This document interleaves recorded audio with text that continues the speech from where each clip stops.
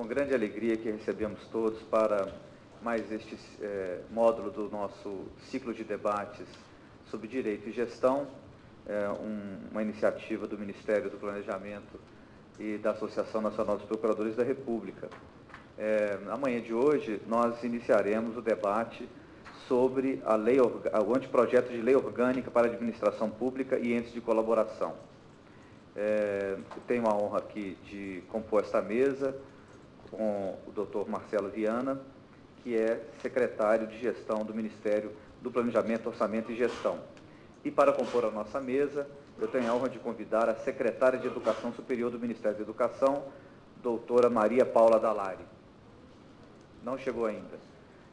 Também para compor a nossa mesa, representando a 5ª Câmara de Coordenação e Revisão do Ministério Público Federal, eu tenho a honra de convidar o doutor Antônio Carlos Fonseca.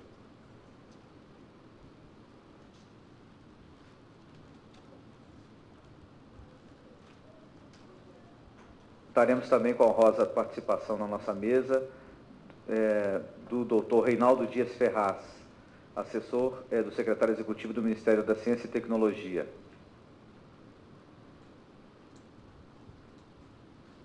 Tenho a satisfação também de convidar para compor a nossa mesa a consultora jurídica adjunta do Ministério do Planejamento, Carine Andréia Eloy Barbosa.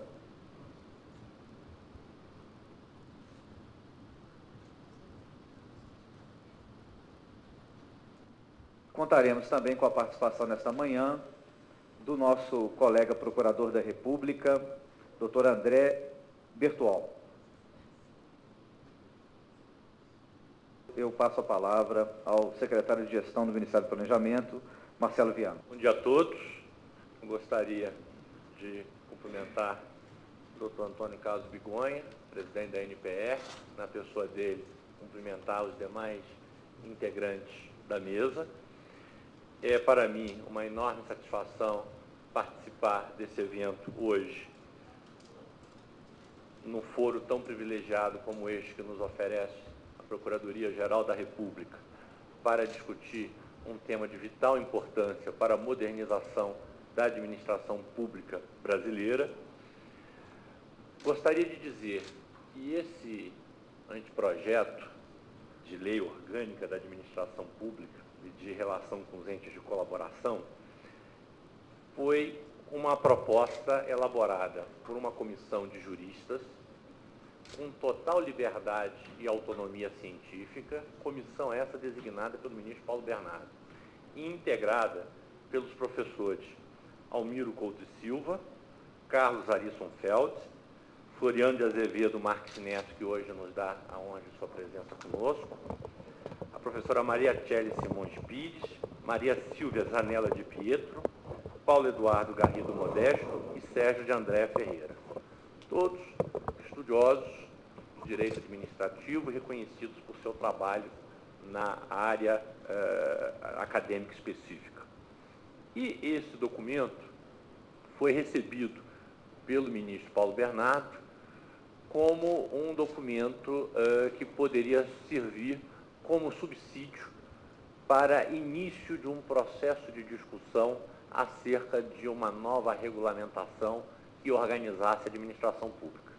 Como é sabido por todos, a base do ordenamento orgânico da administração pública brasileira ainda lança raízes no Decreto-Lei 200 de 67.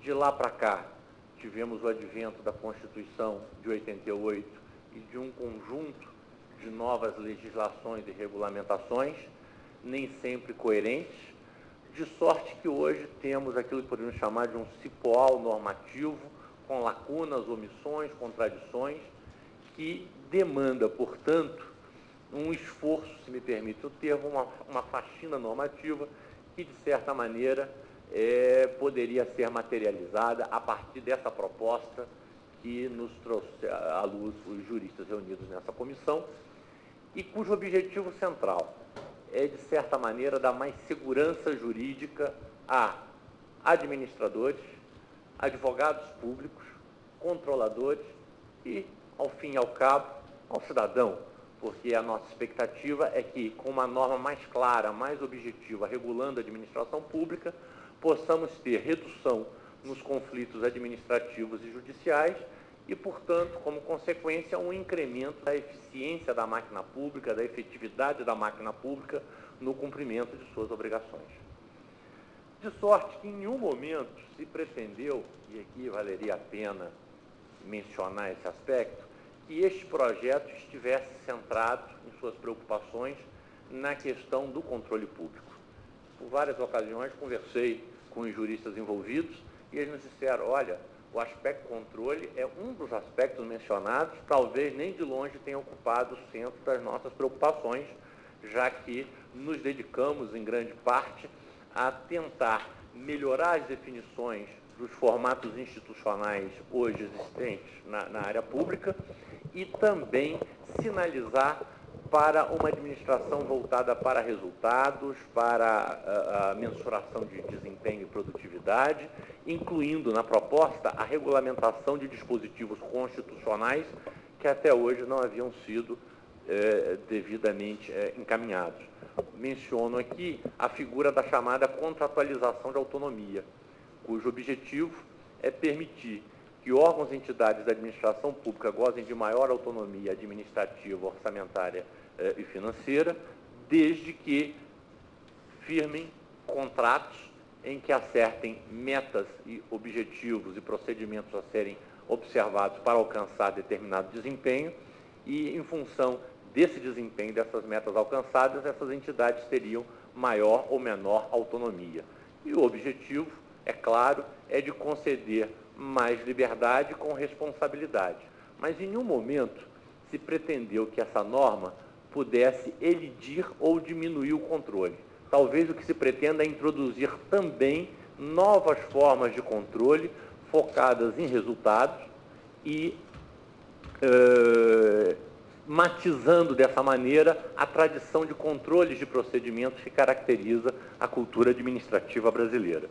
Mas, evidentemente, que o fato de apontar para novos mecanismos de controle de resultados não elide a existência de controles procedimentais onde eles se forem pertinentes e adequados. Aí, eu diria que a grande inquietação hoje do administrador público diz respeito à sua segurança quanto ao seu espaço de discricionariedade para tomar decisões e cumprir a sua função de administrador. Nós sabemos, e tivemos a oportunidade de discutir isso em um outro evento realizado aqui na Procuradoria-Geral da República sob os auspícios do ciclo de debate junto com a NPR, discutimos aqui o problema da cultura da desconfiança, que, de certa maneira, ele permeia as relações da sociedade brasileira e dos demais poderes em relação ao administrador e ao Poder Executivo Federal, quase que como uma reação vinda da Constituição de 88 contra ao status quo político do país no regime autoritário, com forte centralização dos poderes da administração no âmbito do Executivo Federal, num contexto autoritário e tecnocrático. De certa maneira, essa cultura da desconfiança, ela, surgida em relação ao tecnocrata autoritário, ela contamina todo esse período pós-Constituição de 88, no que diz respeito à relação do administrador com órgãos de controle e com a sociedade civil de uma maneira geral. E, de certa maneira, o grande desafio é como fazemos para retomar uma relação de equilíbrio em que o administrador possa cumprir as suas responsabilidades. Vejo